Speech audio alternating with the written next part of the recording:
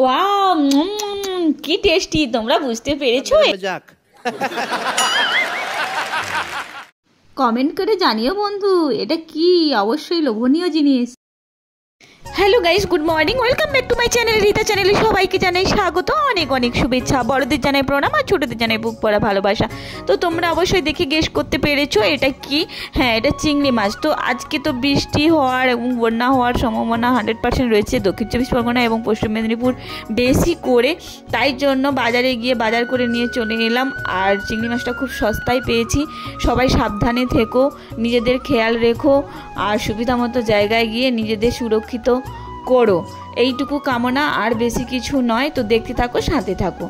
তারপর দেখো বন্ধুরা, মার্কেটে যাবো বলে রেডি হয়ে পড়েছিলাম। তো ছেলেকে বললাম যে দরজা জানলাগুলো লাগিয়ে দে, কারণ বৃষ্টি এলে মানে এত ঝড়ো হাওয়া হচ্ছে, জানলাগুলো শুধু আওয়াজ হচ্ছে আর জানলা ভেঙে যাওয়ার সম্ভাবনা তো রয়েইছে।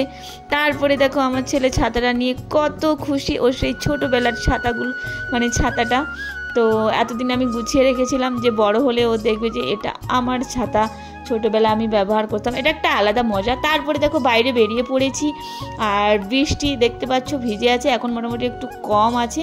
তারপর দেখো ছেলে দেখো ছাতা মাথায় নিয়ে হাঁটছে আর বদমাশি করছে, একটা কত বড় ব্যাগ নিয়ে বেরিয়ে পড়েছি আমরা। আর বাইরে দেখছো হাওয়া হচ্ছে, এরপর কিন্তু ভীষণ হাওয়া মানে হবে, তার জন্য আমরা মানে তড়িঘড়ি করে বাজার চলে যাচ্ছিলাম। আর অ্যাকচুয়ালি বাজার যাওয়ার কারণ হলো ডাব খাবো বলে, শরীর ভীষণই খারাপ, তার জন্য মানে ডাব খাবো বলে ডাব খেতেই হবে মানে এরকম একটা ব্যাপার, না হলে আমার যাওয়ার ইচ্ছা ছিল না সকাল থেকে। আর মেঘটা দেখো, আর ছেলে এগিয়ে এগিয়ে যাচ্ছে, আর হালকা হালকা ঝিরিঝিরি বৃষ্টি হচ্ছে, আর তার মধ্য দিয়ে মা ছেলে মানে হাঁটতেই আছি আর কি। আর তো তারপর বন্ধুরা অ্যাকচুয়ালি কি মজার বিষয় একটা বলো তো, এই বৃষ্টিতে কিন্তু ভিজতে কিন্তু খুবই ভালো লাগে, কার কার ভালো লাগে অবশ্যই জানিও। তো দেখতে দেখতে আমরা পুরো মার্কেটে চলে এসেছি, রাস্তায় তেমন লোক নেই, কিন্তু হ্যাঁ কোথায় লোক আছে সেটা কিন্তু তোমরা গেস করতো। হ্যাঁ, মার্কেটের ভিতরে অ্যাকচুয়ালি মানে তো দেখতেই পাচ্ছ। আর সরি, শুধু আমি প্রত্যেকটা কোথায় বলছি দেখতে পাচ্ছ মানে বৃষ্টি হচ্ছে, তোমরা দেখতে পাচ্ছ। তো তার জন্য তো মার্কেটে মানে যেহেতু ঘোষণা হয়ে গেছে বন্যা হবে, ঝড় হবে আর দোকানদানি বন্ধ থাকতে পারে, তার জন্য সবাই বাজার করে নিচ্ছে তড়িঘড়ি করে, তার জন্য বাজারে ভিড়টা বেশি। আর এরপর দেখো এটা একটা নদী ছোট্ট, আর এখন থেকেই শুরু হয়ে গেছে হালকা হালকা জোয়ার। তো এরপরে কি হবে সেটা বুঝতে পারছি না। গাছগুলো দেখো মোটামুটি একটু স্থির রয়েছে এই মুহূর্তে, কিছুক্ষণ আগে পর্যন্ত ঝড়ো হাওয়া হয়েছে, এরপরে কি হবে জানি না, কিন্তু দেখাচ্ছে যে 100% ঝড় হওয়ার সম্ভাবনা তো রয়েছে। আর লোক দেখো সবাই যে যার মতো ব্যস্ত রয়েছে। তারপরে অনেক কষ্টে এই ডাব খুঁজে পেলাম কাকুকে। কিন্তু আজকে একটা মজার বিষয় কি, আমার ডাব খাওয়ার ইচ্ছা ছিল না, এই কারণে ডাবের দাম না এখানে ভীষণই, আমাদের ওখানে কিন্তু 20 20 টাকা 25 টাকার মধ্যে হয়ে যায়, এখানে 40 টাকা 45 টাকা 50 টাকা 60 টাকা এরকম। কিন্তু আজকে না অনেক কমে পেয়ে গেছি, মাত্র 30 টাকায় পেয়ে গেছি। মানে মাত্র 30 টাকা মানে অনেক কম, এখানে আমাদের ওখানে যেহেতু 20 টাকা 25 টাকা গায়ে লাগে, ঠিক আছে কিছু করা যায় না, স্থান অনুযায়ী জিনিসের দাম হয়। তারপর তো দেখতে পাচ্ছ মাছ মার্কেট, সবজি মার্কেট, মাছের যা দাম, মাছ কি খাবো, দৌড়ে চলে এলাম আর সকলকে দর্শন করে। তারপরে ফেরার পথে রওনা দিলাম ছেলে আর আমি। আর ছেলে তো জানো দুষ্টুমি করছে, বাচ্চাবেলা কারা কারা এরকম করতে বৃষ্টিতে ভেজার জন্য। বাবু তো মানে বারবার ছাতাটা মাথা থেকে দেখো সরিয়ে নিয়ে হাঁটছে, ভিজে যাচ্ছে মাথার চুলকোটা, বকছি। আর আসার সময় দেখো জল অলরেডি অনেকটাই বেড়ে গেছে, দেখতে পাচ্ছ জোয়ারের জল, তাই দাঁড়িয়ে তোমাদের ভালো করে দেখানোর চেষ্টা করলাম। তারপরে ফল দোকানে এলাম, এসে ফটাফট একটু শশা নিয়ে নিলাম মুড়ি খাবো বলে। আর ওইদিকে দেখো পুলিশগুলো দাঁড়িয়ে রয়েছে, সামনে ভোট, হ্যাঁ ভোট দিতে কিন্তু কেউ ভুলো না, তার জন্য নিজেদের কিন্তু সুস্থ থাকতে হবে, ভালো থাকতে হবে। তো দেখতেই পাচ্ছ এখানে অ্যাকচুয়ালি না সবসময় পুলিশ থাকে এখানে, চৌরাস্তার মোড়। তারপরে আমরা বাড়ির উদ্দেশ্যে ফিরছি ছেলে আর আমি, দেখো ব্যাগটা নিয়ে হাঁটতে পারছি না, দুটো ডাবের ভারে তাও নেই। বাড়িতে এসে দেখো বাতাসা মুড়ি নিয়ে নিয়েছি, আমি খাবো জল দিয়ে মুড়ি বাতাসা, আর ছেলে খাবে দুধ দিয়ে বাতাসা দিয়ে মুড়ি, তাই দুধটা ফটাফট গরম করে ফেললাম বাড়িতে এসে মানে আগে। তো তারপরে না ভীষণ কানে যন্ত্রণা করছিল, ছেলেকে বললাম ড্রপটা দিয়ে দে।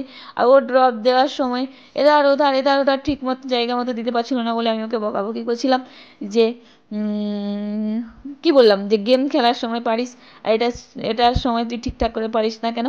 তারপরে ও দেখো ভঙ্গি দেখাচ্ছে, আর্টিস্ট দেখাচ্ছে আমাকে, এভাবেই হাসায়, ও জানে যে এভাবে আর্টিস্ট দেখালে আমি হেসে যাবো, মানে রেগে থাকতে পারি না ওর উপরে। তারপরে দেখো ছেলে একটু পড়াশোনা করছে, ওকে বললাম তুই পড়াশোনা কর, আমি মাছগুলো কুটে নিই, মানে রেডি করে নিই। তো ও মনের আনন্দে পড়াশোনা করে যাচ্ছে, যেহেতু আমি কাজ করবো তাই ওকে বললাম তুই বাংলা পড়, পরে তোকে আমি ইংলিশটা পড়িয়ে দেবো। তো বসে বসে বসে বসে একটা ছড়া মুখস্থ করছিল, তো তোমরা শুনতে পাচ্ছ ও ছড়া বলছে। এরপরে দেখো চিংড়ি মাছ নিয়ে বসে পড়েছি কোটার জন্য, আর লেবু নিয়েছি সাথে বন্ধুরা। লেবু নিলে কি বলতো, হাতে লাগে না, ওই মাছের যে হরকানি ভাবটা থাকে। আর যেহেতু আর এখানে ছাই ফাই নেই, কিছু নেই, আর এখন নিত্য নতুন মানে আইটেম, লেবু দিলে ভালোই মাছ কোটা যায়, আর সেন্টটাও আলাদা। আর যেহেতু নদীর মাছ প্রচণ্ড পচা গন্ধ থাকে, কি আর বলবো, একটু ফানি করে দিলাম। তো তারপরে দেখো বন্ধুরা, আর রান্নার স্কিপটা নেওয়া হয়নি অ্যাকচুয়ালি, ভুলেই গেছি। মানে পরের ভিডিওতে তোমাদের অবশ্যই কীভাবে রান্না করেছি তোমাদের জানিয়ে দেবো। আর মাটির হাঁড়িতে রান্না করেছি আজকে চিংড়ি মাছটা, খুবই টেস্টি হবে, কারণ টেস্টি হবে আগে থেকে জানালাম কী করে, মানে স্মেলটা খুব ভালো এসেছে। আর এর আগে আমি কাঁকড়া বানিয়েছিলাম, খুবই সুন্দর, চিকেনও বানিয়েছিলাম। আর নিয়ে এসেছিলাম 5 টাকা দিয়ে মাত্র কুমড়ো শাকের ভাজা।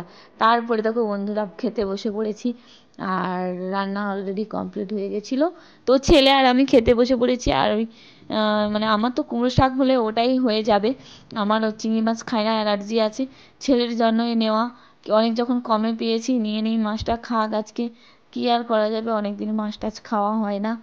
আর কী আর, ওই চিংড়ি মাছটা ছেলে খেতে ভালোবাসে, আর অ্যাকচুয়ালি আমার হাজব্যান্ডও খেতে ভালোবাসে, কিন্তু খেতে বসে ভীষণই মনে পড়ছে। আর ছেলেকে বলছিলাম যে তোর বাবা থাকলে ভালো হতো, কী আর করা যাবে। তো চলো, আর দুজনেই খাই।